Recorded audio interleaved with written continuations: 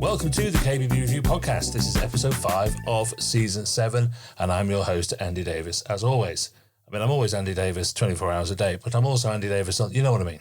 We're returning to the thorny subject of installation this week. Thorny because the number of skilled, experienced kitchen and bathroom fitters out in the market continues to be as concerning as ever.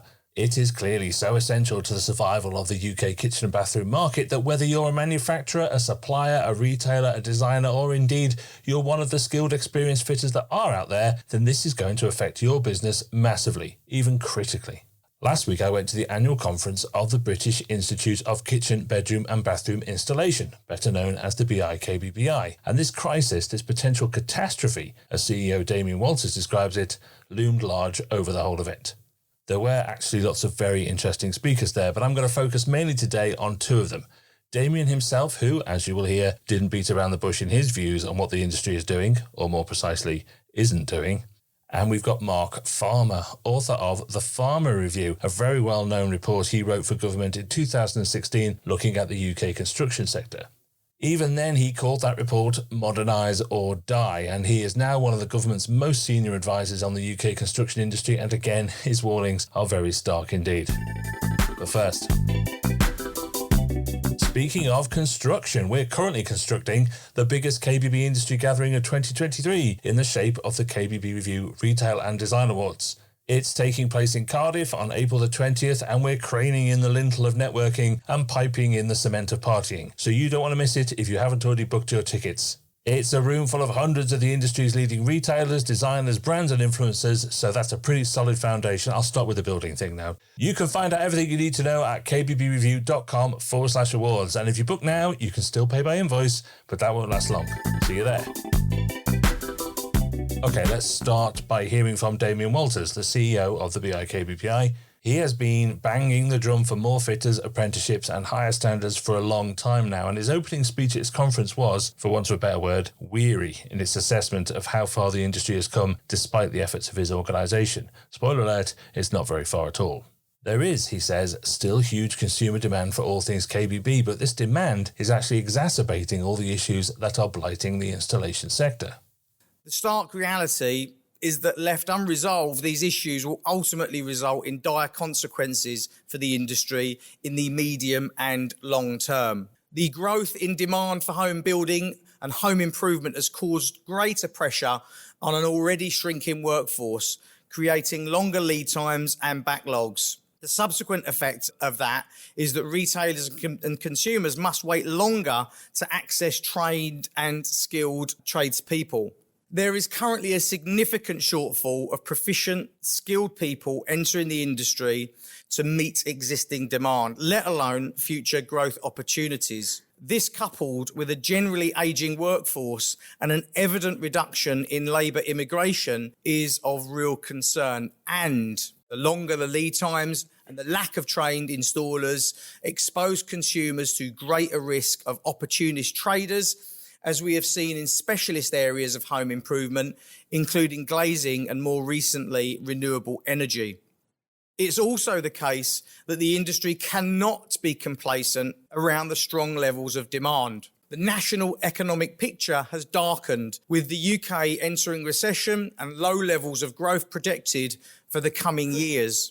Industry therefore faces the twin challenge of needing to meet the pressure of current high demand whilst preparing to be resilient in the face of any downturn, making sure that hard-pressed consumers continue to recognise the value of investing in their homes. But at least the UK is not alone, something which I witnessed firsthand in the United States just last week. It's very clear that these are global issues that we face, but it's also clear that we are dealing with things very differently, and in my opinion, in a more sluggish way from our friends across the pond. So that's a very worrying assessment. But how do fitters themselves feel about the industry they work in? At the end of 2022, the BiKBBI surveyed its members, and some of the results might also make you want to put your head in your hands. We were able to determine that almost 50% of KBB installation businesses are concerned about the rising operating costs, and more than 80% believe that the current government is not doing enough to support them. The research also revealed more than 1/3 of those surveyed are worried about the UK economy and a potential decline in consumer spending, suggesting that our small but vital section of the KBB industry is understandably nervous about what the future will bring. It is no wonder, therefore, that further data from the same survey revealed that almost 60% of installers surveyed would consider switching their skills to another industry such as renewable energy. 60%. With almost 65 citing financial gain or better opportunities as the main driver. If you're sat in this room, you should ask yourself what the industry might look like with over half of our already short and depleting workforce simply walking out of our industry in search of a better life. The only conclusion you could possibly come to is that this would lead to a certain catastrophe beyond that of a swollen lead time that caused chaos in 2021 and 2022. Perhaps 20 to 30 week lead times become the new norm. What would that do to your business? This data would trouble me in normal circumstances, but when you add the fact that there is already a huge disparity between the demand from retailers and consumers versus the available of skilled, competent and professional KBB installers, this could be catastrophic for our sector and the businesses represented in the room here today. So is there an answer to all this? The sector needs new blood, armfuls of it, and the BiKBBI has been championing apprenticeships for a long time. But according to Walters, the message doesn't seem to be getting through, even now. Anybody that follows BiKBBI will know that we've been working tirelessly to attract more talent to the KBB installation sector via many channels, including resettlement programme with the Ministry of Defence and, of course, the much talked about apprenticeships. We thought that we had done a pretty good job of telling the sector about just how important apprenticeships are to the future, of course, of our industry. And we thought we had managed to dispel the myth about how hard it is to take on an apprentice by developing the BiKBBI Skills Plus employer package. But sadly, it seems not. Almost 30% of installers surveyed believe that there is still too much red tape to comply with, and 53% believe that the government does not do enough to support small businesses in taking on an apprentice. It seems there is still much work for us to do in convincing the KBB installer community that investing in young people is the only solution for us to build a workforce for the future. It looks like we have to step up our game to make sure the stakeholders have all the facts and truly understand the benefits that apprenticeships can bring to their business and the wider industry. It is my thought that the government is doing enough in terms of funding. The problem for me is that our ageing industry simply doesn't understand the benefits of apprenticeships. Or worse still, society still believes that apprenticeships are great, but for other people's children, not ours. This is no longer the case, as vocational learning has advanced at a staggering pace, with the modern apprenticeship offering solid alternative to academic learning with far stronger prospects and earning potential for those who choose this option. Let's not forget that it was less than 2 years ago that our friends just across the Thames, the guys at Pimlico Plumbing, advertised a bulk standard plumbing job on a PAYE basis with an annual salary of £120,000 plus van, plus tools, plus holidays, plus sick pay and all the other Gucci benefits. 120,000. Yet our society largely still believes that university is the best option. And I find that staggering. It's a real paradox, isn't it? The opportunities are there, the consumer demand is there, the money is there, and yet the industry, as far as Damian is concerned, is sleepwalking into a disaster. He is sounding every alarm he can to try and wake everyone up. But the exasperation in his voice here is unmistakable. I have a responsibility to take this opportunity to issue a clear warning to our entire industry. Despite the great collaborative work we have achieved in the creation of our fit-for-purpose apprenticeship, our industry is failing. Whilst pockets of great work and support exist, the industry is simply not doing enough to overcome this skills gap crisis as a collective. There is no other way to put it. No point sugarcoating it. We are in a bad place. Whilst other industries have succeeded in the adoption of apprenticeships, and for instance, the plumbing and heating sector that has fully embraced the scheme, which is now starting to reverse their own skills gap crisis, we have hardly scratched the surface. And we are nowhere near in a place that makes me feel comfortable about the future of our sector. We managed to attract the attention of over 350 school leavers in 21-22, all of whom expressed an interest in starting a career in this industry as fitted furniture installers. This after a national road trip where I personally visited schools and colleges, presenting to thousands of secondary school aged children about the amazing opportunities that are available in our industry. However, the tragic fact is that we, as a multi-billion-pound industry and with thousands of installers, manufacturers and retailers, between us all, we couldn't create 350 apprenticeship vacancies. And the net result of this travesty is that 350 school leavers left and have embarked on careers elsewhere. Let me add some context to that. That could have been 350 future businesses capable of installing 15,000 installation projects a year over time. Whilst that's a drop in the ocean and not enough in itself to fix the problem, it would have been a solid start which would have paved the way for the next 350, 3,500 or 35,000, which is nearer the number that we need.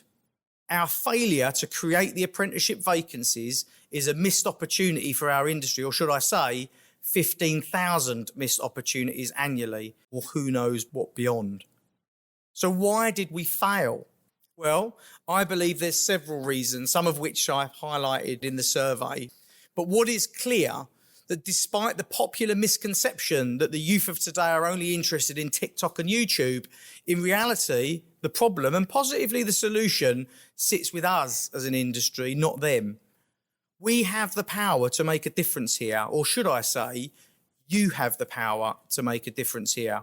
Increased lead times and reputational damage caused by a widening skills gap is bad for business. Whether you're a supplier, a distributor, a manufacturer, a merchant, a retailer, the situation has the potential to cause significant damage to your business and brand. In fact, it probably already is. As we sit at this critical juncture, I call upon the industry to wake up and smell the coffee, take immediate action without further delay. Whether that's taking on an apprentice, sharing opportunities with your audience, whether it's through funding or supporting your own supply chains to take on an apprentice, we need to unite and overcome this challenge together. The familiar nodding in agreement needs to now progress through to real action and ultimately the employment of real apprentices. Each and every one of us has a responsibility to play a participating role if we're to avoid a land without labour. This utterly brilliant industry holds the key to unlock this challenge, and I genuinely believe that we can do this. But we, BiKBBI, of course, cannot do it alone. And I can't continue to be playing the same broken record over and over again. Remember, I've been doing this for 17 years now as a CEO at this institute. I don't want to be issuing stark warnings about crisis. I don't want to be the one delivering bad news at every juncture. In actual fact, I want to lead an organisation that is working within a flourishing industry and one that is welcoming not tens of new installers, not hundreds, but thousands each year. We can do this, but now is the time to stop talking and start doing. Again, and to reiterate my words from last year, we have no plan B. Over now to Mark Farmer. He's the CEO of CAST Consultancy, a senior advisor to government on the construction industry and the author, as I said, of the Farmer Review, the official name of which was ominously Modernise or Die. He is about as influential as it gets when it comes to understanding the issues surrounding the building sector and, included in that, KBB installation. The Farmer Review was published back in 2016, and in it he warned of a crippling lack of skilled tradesmen coming through the market. It's now 2023, so what does he think of it now? The construction industry and all the sectors that work within it are facing a double whammy of inherently low productivity combined with the real prospect of a shrinking workforce. And the workforce size and shape and demographics is of a characteristic we haven't seen before. So unprecedented is a word that's used a lot, but I make no apologies for the fact I do believe we are facing an unprecedented accumulation of issues. Well, that is, of course, incredibly worrying too. Is it reassuring to know that the KBB part of construction is not alone in its woes? Almost certainly not. This situation does need context, though. Perhaps this is just a blip or a trough in a wider cycle. Surely the level of demand will bring the industry back up the other side at some point. Oh, what's the word I'm looking for? Resilience. I think it was actually a word Damian used at some point around the need to be resilient. And I think that is really going to be under stress and tested in times ahead. Resiliency effectively is the ability of something to bounce back.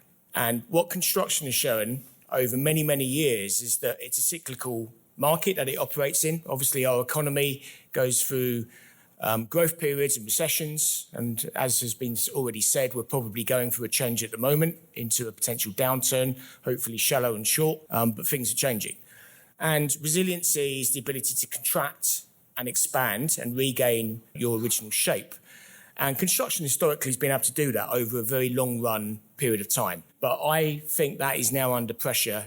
And it's also being exposed by some fairly unique circumstances we've seen in the last 12 to 18 months in terms of what's been happening in the world. So just as we were coming out of COVID and lockdown, we entered one of the biggest conflicts in Europe for 70 years in Ukraine. And then we sort of created our own political drama here in the UK, homegrown, home-inflicted drama in terms of 3 prime ministers in a series of months that has led to economic instability. Some of that was probably already coming, but it certainly accelerated that uncertainty. And all of this is playing out in our industry as we speak.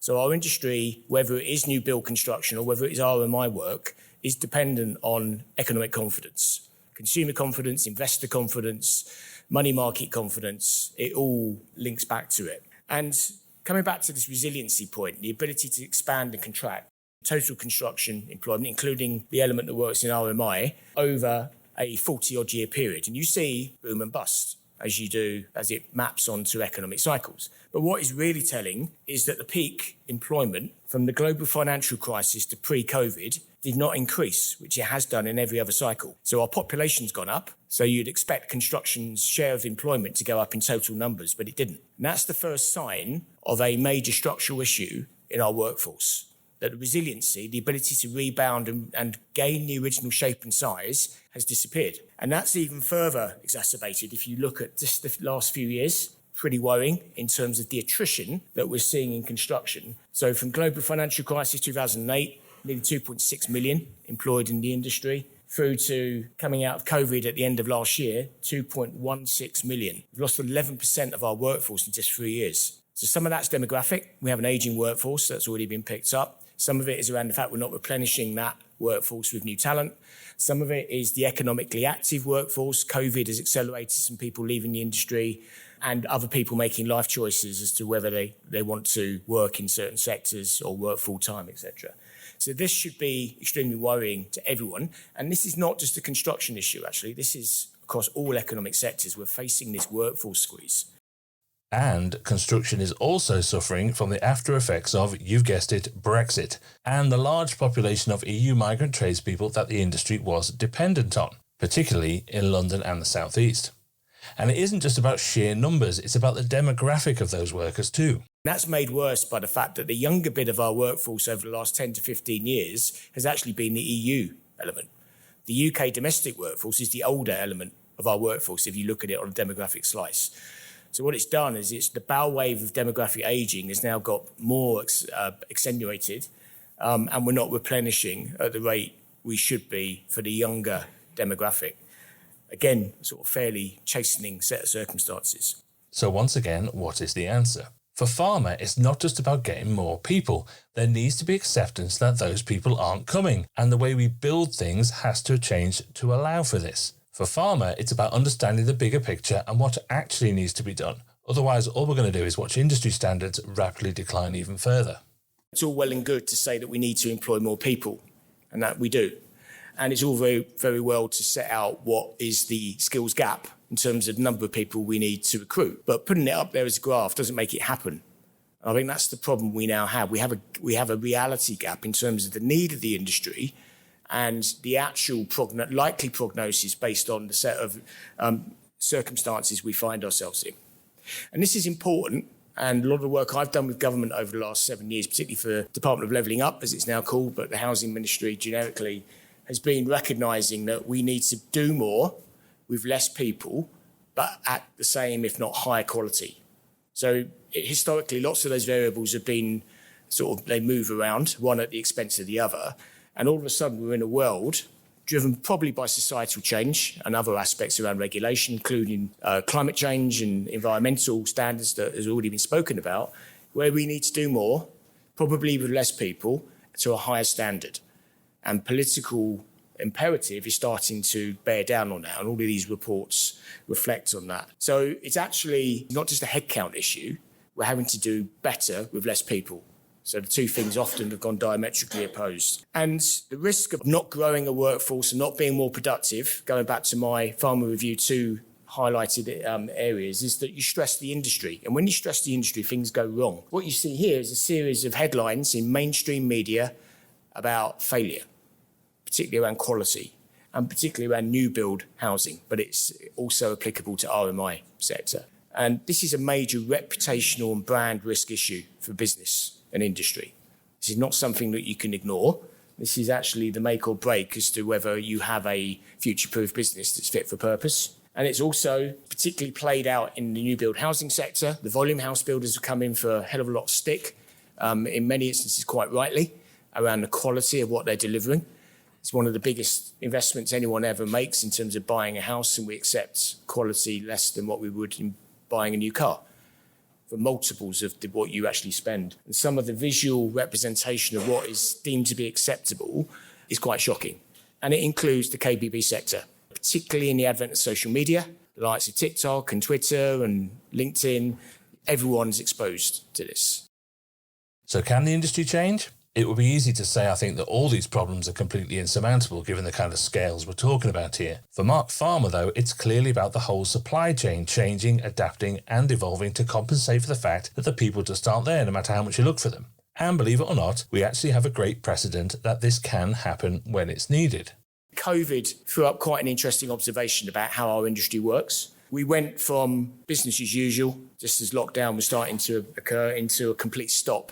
A short-term hiatus where construction stopped pretty much on everything other than critical national infrastructure until the industry got organised through the Construction Leadership Council to work out how it was going to work in a safe way, socially distanced way, because government realised, quite rightly, that the construction sector, including RMI, needed to continue to underpin economic growth. It would be a complete tragedy for that not to happen. And we agreed those protocols and we continued to work. And what happened, and this is particularly relevant for new build construction, where I spend most of my time, is that productivity on construction sites went up. Because actually there were less people, it was more structured, more orderly, more planned, and actually people were getting more work done. So team productivity went up. Total output in the industry was under pressure because there was less people, and our industry's got used to a model of flooding the workplace with people to pick up the low productivity that we're used to. So quite an interesting observation. All the anecdotes I have from construction professionals and senior people in the contracting industry is that we have now gone back to where we were pre-COVID. Even in the space of a year post-lockdown, our productivity's fallen away again to where it was. So, COVID showed that it is possible for the construction industry to change and change quickly. We saw that in KBB too, of course. As Farmer says, the focus must be on working at a higher quality with less people, and how things are built needs to change to adapt towards that goal. This field is referred to as MMC, or Modern Methods of Construction, and there is a huge amount of research going on in this area at the moment. While the majority of thought is mainly about new build, it is also highly relevant to the RMI and home improvement works, and will become even more so without a doubt. And while many think MMC is solely about modular buildings, it is better defined as the difference between what needs to be done on site and what can be done off-site. If you're in someone's house, you have to be in someone's house to physically improve, whether it's their bedroom, bathroom, kitchen, whatever. But actually the way in which manufactured products are put together and the ease in which they're then assembled on site is a critical element of productivity. So if you can do more with less people, then you're starting to address some of the issues that I've already highlighted. So the categories of modern methods span everything from just doing more in the factory, modularising and pre-assembling, through to actually improving the processes that you apply on site. And it's the whole combination of all of those things. And targeting them across the whole aspect of what we build, starting in the ground for new builds. So foundations can be pre-manufactured and precast into the fabric of the building, the structure that we build, and importantly for your sector, into the fitting out and the plumbing and electrical and public health works that go into lots of installations. There's ways in which you can reduce labour per unit of work installed, which is really important to overcome this productivity challenge. So it takes some of the pressure off how many people we need to attract and employ in the sector. Because we need to attack it from both ends. We need to attract more talent, but we also need to be more productive in terms of what we do. And this is all really relevant for you in the room, because actually it's the kitchen industry that has actually stood out across all of the sectors that happen in general construction in terms of embracing the idea of modularity. So modular construction is not just about a whole house coming on the back of a lorry. A brick is a module. So a brick and a block is a modular concept. In the kitchen industry, you've embraced modular through your dimensional protocols in terms of your wall units, your base units, your carcassing sizes. That's been aligned to white goods. It's all modular. It's the same dimensions everywhere you go. All the manufacturers align to the same dimensions. You don't see that in any other sector, really. So it's quite a unique trailblazing element that your sector's been involved with, and I'm not quite sure the history of it, but it's come about and it stayed and it's stuck, and it's a really good precedent, and lots of people talk about this as being something that other people need to learn from. Well, there you go. Those 600mm cabinets are trailblazing. Who knew? In fact, a new build research project sponsored by key house builders and other big players was tasked with looking at how houses could be put together differently. And believe it or not, bathrooms were highlighted as a good example of how this theory is moving forward. All of the developers involved in the study recognise that the bathrooms that they design are all variations on a theme. The dimensional changes that they have in their bathroom types, if you plot them, they're all pretty much of a muchness. And every time you change the dimension of a bathroom, you change the setting out, you change all of the install protocols and how difficult it is for the site teams to have to reset out and recalibrate how they're laying out their bathrooms and their sanitary ware and their tiling and the joinery. Massive impact on productivity. So why don't you standardise amongst developers standard bathroom layouts that become high repeat modular approaches that installers can get more and more efficient on and use scale to sit behind it. Multiple developers sign up to it, which is one of the recommendations that came out of the report. Barratt are starting to roll this out across their entire programme and looking to bring other house builders on that journey. So for KBB installers operating in the new build sector, this was something that would improve productivity. Okay, I'm pretty sure every designer listening to this is shuddering at the idea of all bathrooms being standardised in this way. But bathroom pods are nothing new, particularly in hotels, for example. So you can see why it may be the answer to keeping quality high while needing less people on site for new builds. The workforce is effectively moving to the factory floor. I don't think anyone is suggesting making pods for fitting in Mrs. Smith's house, so don't worry about that. But the idea of making products as easy as possible to fit to allow for fewer people to do so is the MMC version for KBB retail and installation. But while MMC is really important, it can't wholly compensate for the sheer lack of people and the projected downturn in numbers that will make the current situation even worse. And while so much of this is about construction in general, it's not hard to see how the modernise or die message applies to KBB installation. We have to think about how we're going to attract more people to our industry. The way in which we put KBB sector goods together is a really important part of that narrative. It's not just necessarily working in people's homes. It's not necessarily working on new build construction sites. It might be working in factories around consolidation. It might be working in the lights of ILCA or Legal and General, good working conditions, payroll, not self-employment, high productivity, the idea of multi-skilling, different types of skills being involved. And our government, I think, has a role. If there's one thing our government does have a role to play is give clear guidance to the sector as to what its policy is going to be on how it's going to support or otherwise the sector. And one of the big things that we've gone back and forth on is lots of industry lobbying to relent on Brexit and migrant labour. That's one way of dealing with the issue. Just open the floodgates and bring low-skilled migrant workers in. But there is a school of thought that we should be training our domestic workforce and investing in it, as Damian said, taking responsibility for doing things better. And Apprenticeships are at the heart of that. Vocational skills and training are at the heart of that. There were some early signs that we're starting to see that equalisation between academic, university-led education and vocational apprenticeships. That's good. It's the way it is in Germany, for instance. There's much more steam with being an apprentice there than and on a par with being a graduate. We need to keep pushing on that. So there's a whole piece that needs to be done around recognised apprenticeship standards for your sector that enables young installers, or maybe not so young, people coming into the sector to have a recognised training standard that is mobile, moves them around the industry, they can move from employer to employer, and gives them a standard to work to. And it is that thing about standards, which again Damian mentioned, which I think is really important here. Because going back to some of the poor quality work that has been happening in the sector, including in RMI, you have to have a barrier to entry. So there's a big debate to be had about how you apply that in your sector.